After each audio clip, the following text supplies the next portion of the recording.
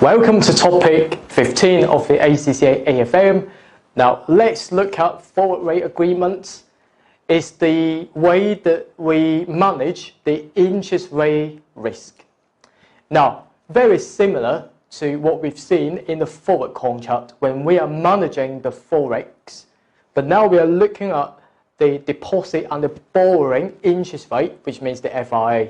We would like to fix the interest rate agreeing with the bank. So we'd like to use that rate to deposit or to borrow money at some point in the future. But making sure that you'll always be aware of the FRA will be used to hedge against the bank rate. For example, it's the LIBOR, London Interbank Offer Rate. However, when a business take out a loan, not only it will need to pay the bank rate, but also it will need to pay the basis point, which means the credit risk premium.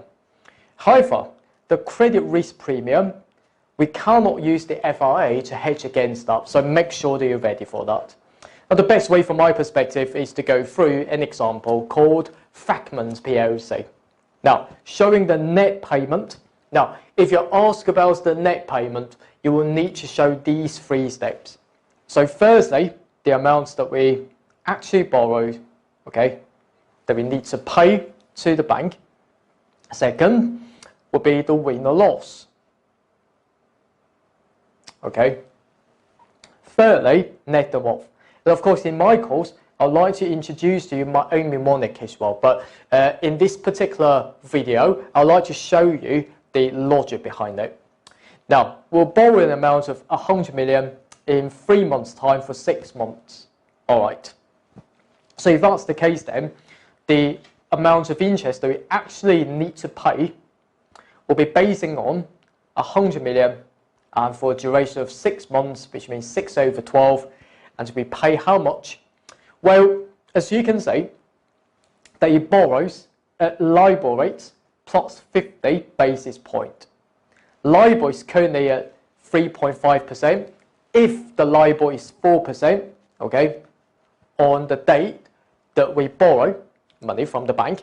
So if that's the case, then I will need to pay the LIBOR of 4% plus the credit risk premium, which would be 50 basis point, which means 0.5% now.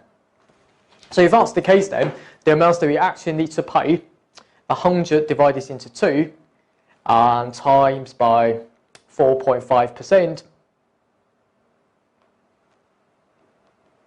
So we need to pay $2.25 million. However, if we enter into the FRA contract with the bank, we will choose the FRA prices because we will take out the loan in 3 months' time. So 3 months will be our starting point, 3, and V. So because it's for a duration of 6 months, which means we will repay in 9 months. So I would like to choose 3V9. And of course, the higher rate will be the borrowing rate.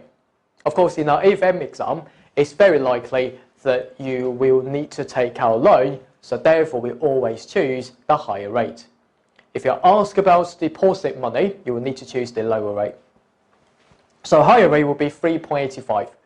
So it means that even though the actual LIBOR rate rises to 4, but we can only pay 3.85%. Okay, so we'll pay for 6 months. We can get the compensation from the bank because we can only pay 3.85, although the LIBOR rate rises to 4. So this is why we are using FRA to hedge against the increase in interest rate. So 4 minus 3.85, that would be 0.15%.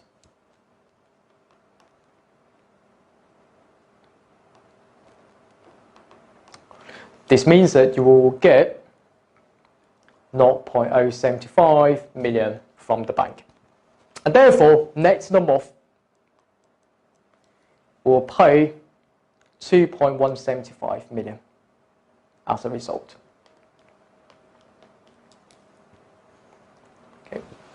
Now, if you're asked about what will be the financial settlement, which means win or lose from the bank, with the bank, of course, you're asked about the step 2. But if you're asked about what will be the net payments, we're asked about the step 3. So make sure that you're ready for that. Now, of course, the FRA will be the over-the-counter agreement. It creating perfect hedge because it will hedge against all the amounts that you wish to protect for. It's the binding agreement as your separate sentence because you have to exercise it. So if you include these 2 sentences in your narrative, of course, you will gain very high marks in the AFM exam. Good luck. APC, accounting for your future.